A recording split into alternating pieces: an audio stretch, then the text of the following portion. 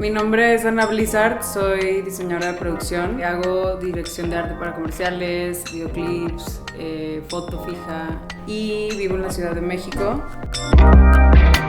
Llevo 5 años haciéndolo freelance. Me gradué, empecé a trabajar en una agencia de publicidad como haciendo eventos, cosas random de PR. Y en mis ratos libres hacía como mini sesiones de fotos, sets, tipo como photo booths. Fondeadora me ayuda muchísimo para organizar mis gastos, el presupuesto, sobre todo para separar transporte y viáticos.